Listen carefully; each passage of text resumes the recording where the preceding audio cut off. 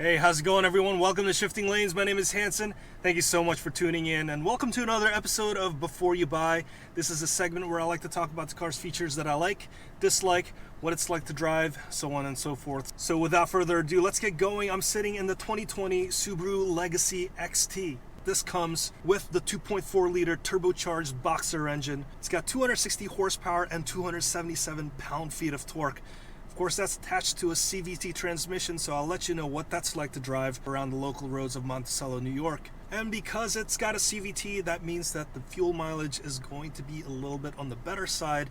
And with this one, it's rated at 24 city and 32 highway, giving you a 27 combined miles per gallon. With all the features that you find in here, this dials in at $35,095. That's after the $900 destination delivery charge. One of the most important questions that I always have when I jump into any car is, does it have Apple CarPlay? And I'm happy to report that the Subaru Legacy, it does have Apple CarPlay in it. Normally, you have a smaller screen with most cars, but in this one, since we have this large tablet-looking thing, the Apple CarPlay display has been shrunk to this section, so you still have access to all of your iOS apps that are driver-friendly, like Google Maps, Waze, iHeartRadio, podcasts, and your messages, of course.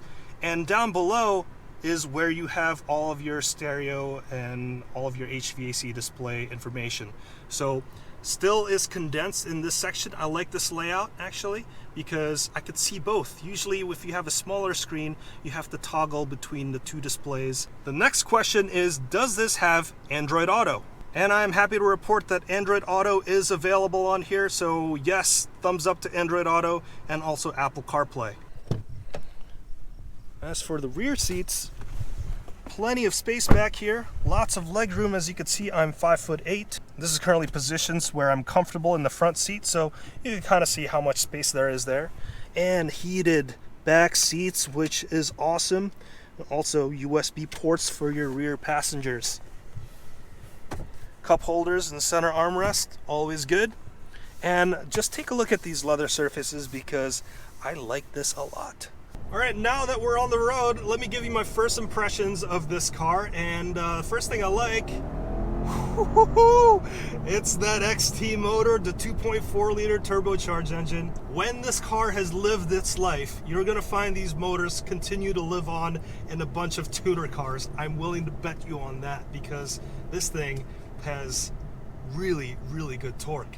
And attached to that engine is the CVT. Now, you do get that whiny CVT sound characteristics, but that's only when you're at the limits. I think for your normal commuting purposes, this is a fairly good transmission just because it's smooth, there's no shift shock, and it's going to shift optimally to give you that level of torque that you need and also that good mileage efficiency. The handling on this car, it's a little soft for the size. The ride is really nice. This is a really supple ride. It's very comfortable. I could see taking this on a long road trip across America, which if you haven't seen my road trip across America, please click the link up here where I took a Toyota CHR and drove it 5,700 miles.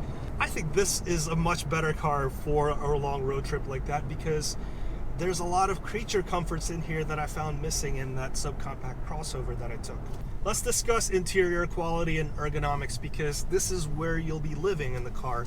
So it's very important that these features are very comfortable to the touch, everything's where they need to be, and visibility is very good. Let's first start with visibility because I like the greenhouse in here. Some cars have gigantic A-pillars and side view mirrors that it's really hard to look out here when you're trying to make a left turn. With this car, it's got a very slim A-pillar. It's got this nice little window here that you can look through between the A-pillar and the side view mirror. So I like that. The steering wheel is also nicely shaped. There's a lot of buttons in here like most modern steering wheels, and the right hand side of the steering wheel, that's all for your cruise control options. So there's a adaptive cruise control here so you can set your follow distance, and on the left hand side, that's your stereo buttons. So let's wrap up my first impressions of this car. I love the Subaru Legacy XT because of the powerful engine. The CVT I'm not so happy about, but you know what? It's okay because it's going to return some pretty good gas mileage. Of course, this has that symmetrical all-wheel drive, which means that in that really tough wintry climate, this thing will be able to eat anything that you throw at it. So with that said, let me wrap it up right there. I hope you learned something from watching this video, and if you did, please consider hitting that like button, hitting that subscribe, and also hit that notification bell so you can get notified anytime we make a new video. There's a lot of stuff going on in the Shifting Lanes channel. We review new cars like this one, and also we do a lot of project cars. So if you care about any of that stuff, please consider giving us a subscribe.